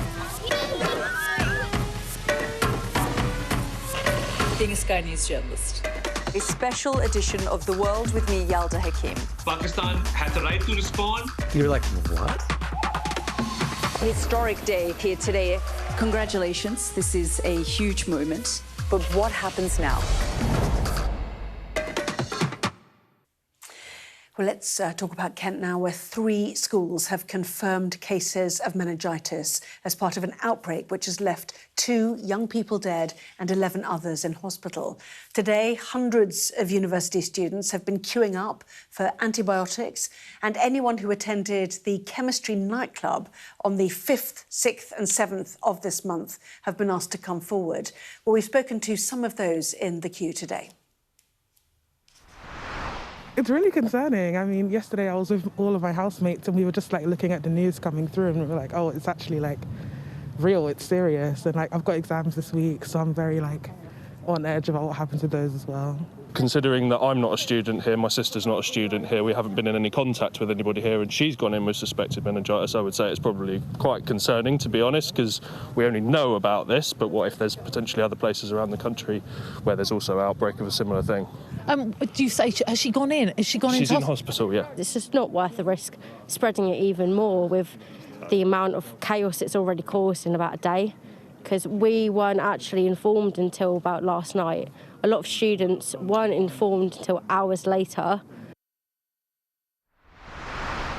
Yes, you can hear the sense of fear in people's voices. Certainly the suggestion is that there was a delay. One of the newspapers we'll come on to later. And also that this is spread outside the Canterbury area as well. The Daily Telegraph, which we've got here, suggests now that 2 more schools in the neighbouring towns of Ashford and Whitstable have now been notified too.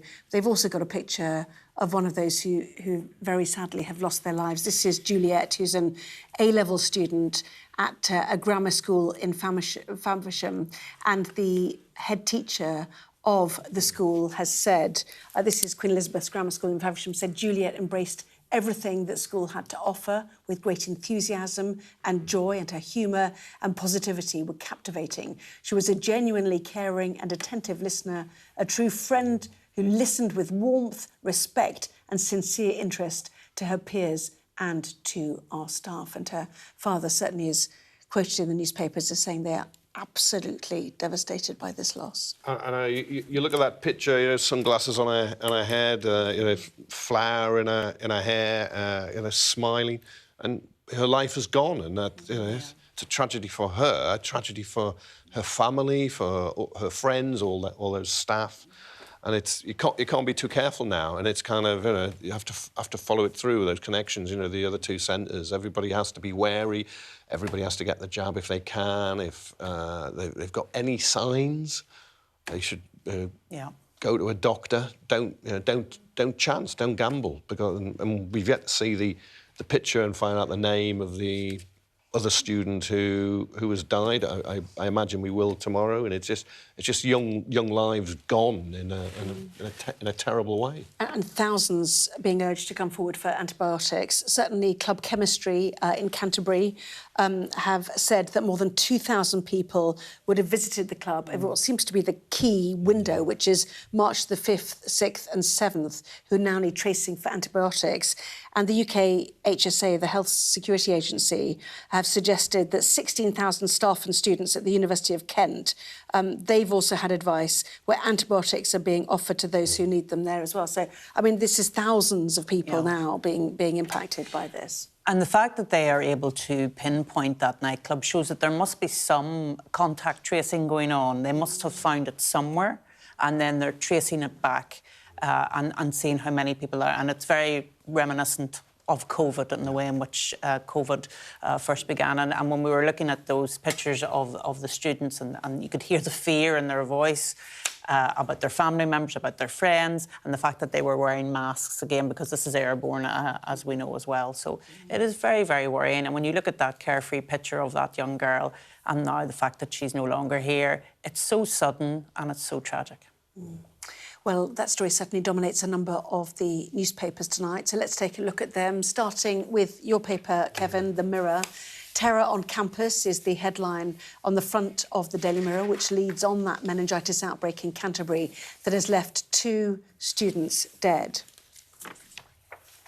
The Daily Star also leads on the story, featuring a devastating message from the father of Juliet. The Telegraph leads with the same, discussing the distribution of antibiotics to students and the race to help people and to stop that spread nationwide. Also leading with that, the Daily Mail looks into the search for students who may have been in contact with those infected, while The Sun suggests that a mother believes her daughter contracted meningitis after sharing a vape with friends at that nightclub in Kent. The young woman was rushed to A&E, the mother says. The Metro leading with Donald Trump threatening NATO allies after they pushed back on his demand to send warships to reopen the Strait of Hormuz. The Guardian leads on Keir Starmer facing a difficult decision over whether to resist US pressure to join the war with Iran. The Financial Times also highlights Europe's three biggest military powers rejecting Donald Trump's demand. And the Eye leads on Britain preparing to send mine hunters to the Gulf while boosting production of interceptor drones. And the Daily Express covers the Chancellor's plans for closer ties with the EU as critics accuse Labour of blaming Brexit rather than its own failures. Big speech from her tomorrow. And the Times leads with Trump not being happy with the UK after Starmer refused to send warships to defend the Strait of Hormuz. We'll continue just taking a look at the front pages and the insides, in fact, on meningitis. Terror on campus we saw in the Mirror, but your paper's also got a double-page spread inside the Mirror as well, which talks about the symptoms to look out for. And this is something that I know you've both said is really important that people take note of now. And it's kind of public information. Yeah. It's quite important. I'm sure it'll all be online too, but you've got high temperatures, vomiting, headaches, stiff neck, high sensitivity to light, unresponsiveness, drowsiness, seizures, or a rash that doesn't fade when pressure is applied by rolling a glass over. These are all important points to look at, particularly if you've been close to anybody or anywhere that's involved in this outbreak in Kent. And also my, former colleague, because I'm just a columnist at the Mirror now, Ellie Frymer, a reporter, talks about how when she was 13, she had meningitis. It was because her father took her to hospital in Peterborough, and there was a consultant who wasn't normally at the hospital heard that she was saved, had near-death experience, and was off school for 8 weeks as a result. And it kind of I think it's every student or young person's nightmare, but it's also every parent and grandparent's nightmare. But the Mirror's also talking about the fact this might be a new strain, which is desperately concerning, because there is a vaccine. It's given in Year 9. I think there should be some mechanism to find out if your child had it, to remind you what they've had. But if it isn't, I mean, this has got all sorts of COVID undertones, hasn't it? Not seeing people in masks, queuing to get antibiotics. It has COVID overtones, and especially when they talk about a new strain, because, of course, that's what happened in COVID. They developed these new strains, and then the vaccines weren't as effective on the new strains, and so people then fell out of love with the vaccines. And there are issues now as a result of COVID. It's a legacy of COVID, perhaps, that some people are not great admirers of the vaccine regime and sometimes keep their kids away from it. Is 73% actually in this article, so that's not enough, is it? No, really? it's not enough. It's not enough, and indeed not just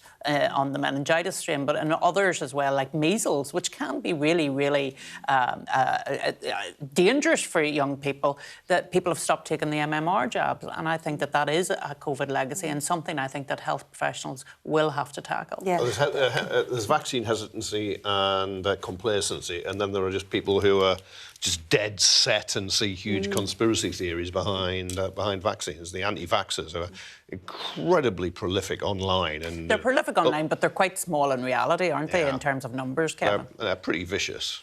Well, we know. Well, The Sun has an interesting take. Who knows? I mean, we know this is spread through, sometimes called another kiss, it's airborne kissing, coughing, etc. But this mum suggests that their daughter was rushed to A&E with meningitis, fearing she caught the bug by sharing an e-cig with pals at a nightclub in at this nightclub in Canterbury. It's inevitable that there'll be numerous stories now all over the papers about individual cases as to how they contracted their meningitis, and this is one of those being brought forward here in relation to vapes, which of course is now a very popular thing to do in nightclubs. Yes, and, you know, elsewhere in the papers, the Daily Mail, thousands told, get help now for meningitis risk. So think about the vaccine. You can have it up to your mid-20s, can't you? The one that's offered in year 9, you know, and also if you are in that area, you know, and you have any symptoms, then, you know, do take note of it. It is still very rare, but there are obviously real concerns. Yeah, and the risk of not having it is a huge multiple of the risk of being jabbed. Yeah. Well, lots more in the next part of our newspapers, including the latest on Iran and that tussle between Starmer and Trump. Back in a moment.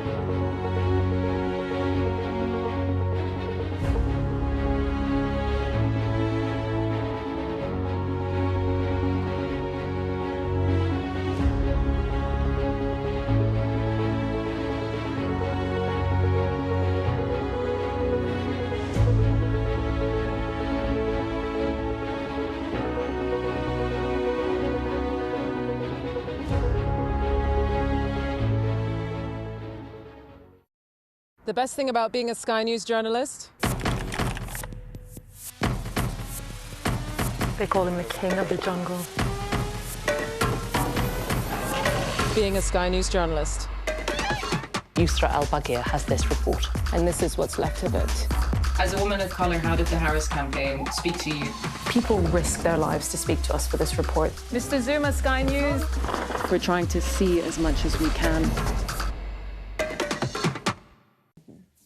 Well, more from tomorrow's newspapers for you now. Plenty of coverage about the PM vowing that the UK will resist US pressure to join the broader war with Iran. But our eye is drawn to the Daily Telegraph, which says it has a leaked recording which for the first time reveals how the Ayatollah's son, Mojtaba Khomeini, managed to survive that devastating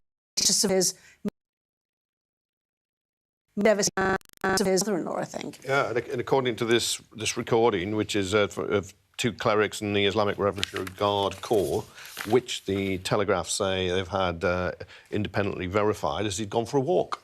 Because he'd gone for a walk and he lived in the same compound as his father, he escaped his father's death and also that of his wife and son, who were killed instantly, and his brother-in-law was decapitated. And it was an Israeli rather than American missile that hit the compound. Now, is it true, or is it Iranian propaganda to get this out to say, look, he's got an injured leg, but he's okay, he's alive. We've not seen him in public. Is he more severely wounded? Is he dead? The truth is we don't know. But I find it fascinating. I've read every word of this. I must admit, on the front of the Telegraph. Yeah. I think it's the most interesting bit I've read on Iran in tomorrow's papers. You have to wonder, is it propaganda though? Because in the report in the Telegraph, it says that it's reported that what was said was God's will was he had. God's was an act of God that he wasn't killed in the way that the rest of his family. I think that's how those clerics work. Yes, it is. But this is what they're doing, and also the fact that they're naming it was an Israeli missile as well. You know, again saying the evil of Israel. Yeah. So look, we have to take it they're saying that it's been verified and all the rest of it. But one wonders, is it propaganda put out to try and get us to think in a particular way? Yeah, exactly. You know, quoting, only a few kilos of flesh was left of Mohammad Shirazi, chief of Khamenei's military bureau, who was also blown to pieces. So some of the detail in this leaked recording that the Telegraph has gained is really, fascinating and gruesome. Yeah, if it was a hoax, you'd think the more detail you put in, it sounds better based, but I don't know. Yeah. I've read it and we've got to find it absolutely fascinating with just that little question mark. Yeah, he popped out to the garden and was on his way back when those Blue Sparrow missiles, I think they called them, landed on them. 1 minute on tomorrow. We've already talked about Brexit and fixing the economy because we've got a big speech from Rachel Reeves setting out her stall. But in the FT, it looks like Angela Rayner's been on the charm offensive to investors and the city, suggesting that Labour will not lurch to the left. Very interesting because, of course, she was the person who came out against Rachel Reeves' plan to reform welfare spending, and she also was behind the biggest package of workers' reforms in the Employment Rights Bill. Both of those things are seen as more to the left than Keir Starmer would want to have been in. So therefore, she's now on a call with bankers saying, if there's a change in leadership, don't worry, everything will be fine. I find it quite interesting that these banks want to speak to her because they're looking to the future when she's no longer Deputy Prime Minister. They're kind of hedging their bets. Very interesting. Well, that's the front page of the Financial Times. Well worth the read as well. I think we've packed quite a lot in tonight, haven't we? Thank you so much for coming in. Really appreciate it. Baroness Arlene Foster and Kevin Maguire, thank you so much. Lovely to see you. See you next time. We have the sport next. More on the young Arsenal superstar. Back in a moment.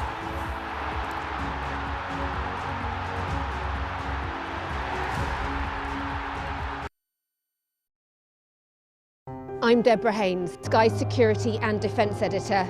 The reality of life under Russian fire. People don't want to leave, even though help is here to evacuate them. They say they want to sort out their belongings first. It's absolute chaos. Fire, shouts the commander.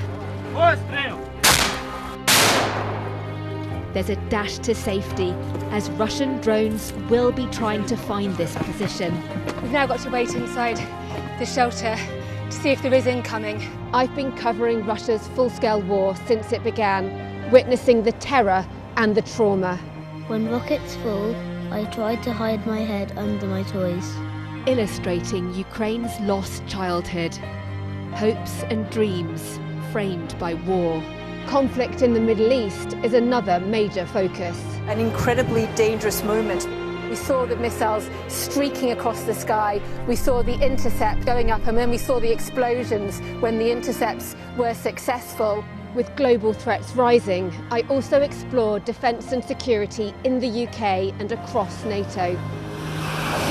This US aircraft carrier is operating in European waters in a deliberate show of force. This is routine training for NATO. But should Russia's war with Ukraine escalate significantly, pilots like these could be called upon to go into combat for real. Tucked away in the National Archives are some of the UK's old defence plans. The scale of this bunker underlines how seriously governments took the threat of nuclear attack and global conflict. Should allies listen to Vladimir Putin's sabre-rattling? No, they shouldn't, and they don't. Sky News, the full story first. Liberation Day. By popular demand, Wow. here we are. Donald Trump. It is quite the story. Wherever it goes, on Trump 100, we go with it. Can you tell us who you're looking for? Unbelievable we've come to this. Are you overstating the reach and significance of this deal? Not like you said it. From the UK. Why don't you go back to your country where you have a major migrant problem? It was 10 feet from him, and all of a sudden the shot's running out. People impacted. I'll tell you on another day on the podcast what that was all about. Join us wherever you get your podcast. The best thing about being a Sky News journalist? I'm going to take you behind the scenes here for Election Night Live. They have gone up and up. Being a Sky News journalist. Ed Conway, Sky News, is anyone going to talk to us? Mortgage rates did go up very sharply during your time in office. Here it is. First off, just the scale of what we're looking at.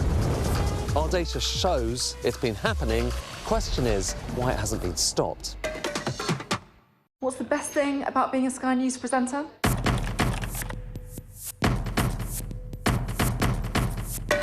We've done the work and the reading, so you don't have to. Being a Sky News presenter. Hello and welcome. Westminster, the heart of British politics. I'm so sorry about what happened to you. So what on earth is going on? It's not true. Can I tell you what I think? It's really unusual. Mornings with Rich and Frost. Let's crack on. Let's get started. A little bit of breaking news for you, brought to you by the security sources apparently speaking to the Reuters news agency, suggesting that 2 explosive drones have targeted the US embassy in Baghdad. And Reuters also quoting a witness suggesting there were powerful explosions in Baghdad, capital of Iraq right now. We'll keep an eye on that. Now, though, let's just check out the sport. Here's Mike.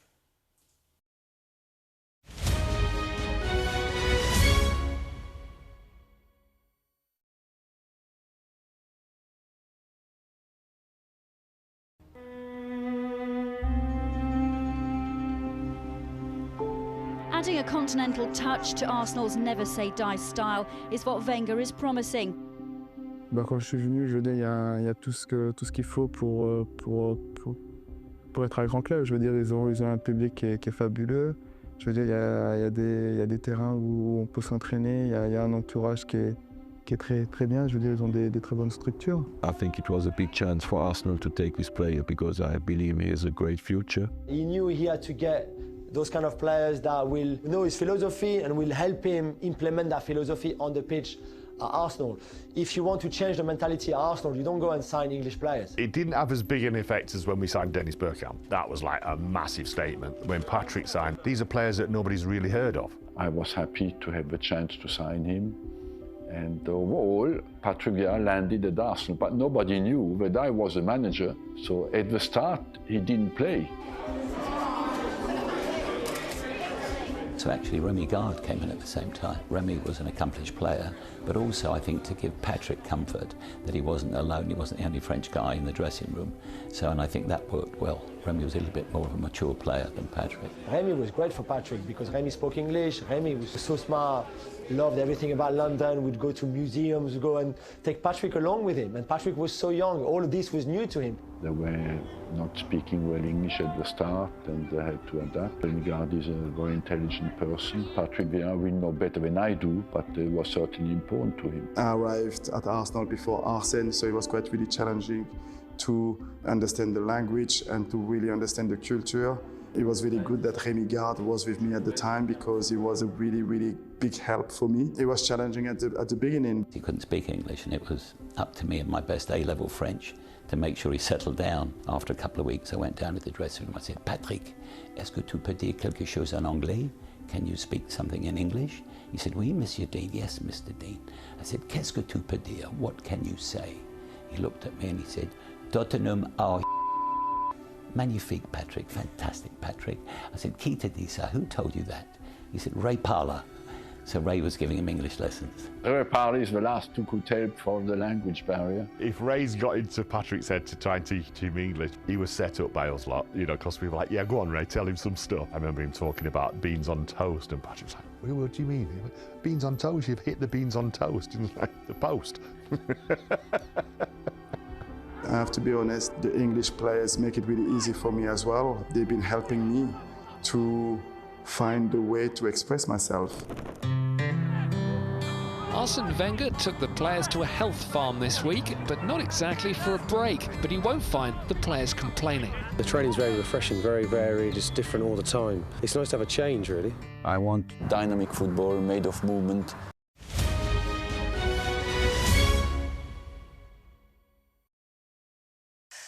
Mike, thank you. Let's take a look at the weather now. Dinner under the stars tonight? That reminds me of our travel insurance. You mean All Clear Skies? All Clear Travel Insurance sponsors Sky News Weather. Well, strong winds and prolonged rain moving in later tomorrow will end the mainly calm but rather gloomy spell. There will be a mostly mild but fairly cloudy start to the day. Ireland, Northern Ireland, west of Scotland will be quite breezy with patchy rain, while England, Wales and eastern Scotland won't see more than the odd light shower. It will turn windy everywhere through the morning. England and Wales look quite cloudy but mainly dry. All Clear Travel Insurance proudly sponsors Sky News Weather. Well, that was the wrap. Thank you so much for watching. We have all the top stories coming up right here on Sky News in the Midnight News. Back in a moment. The best thing about being a Sky News journalist? They call him the king of the jungle. Being a Sky News journalist. Yusra Al-Baghir has this report. And this is what's left of it. As a woman of colour, how did the Harris campaign speak to you? People risk their lives to speak to us for this report. Mr. Zuma, Sky News. We're trying to see as much as we can. What's the best thing about being a Sky News journalist? Who's funnier? Being a Sky News journalist. A special edition of The World with me, Yalda Hakim. Pakistan had the right to respond. You're like, what? A historic day here today. Congratulations, this is a huge moment. But what happens now?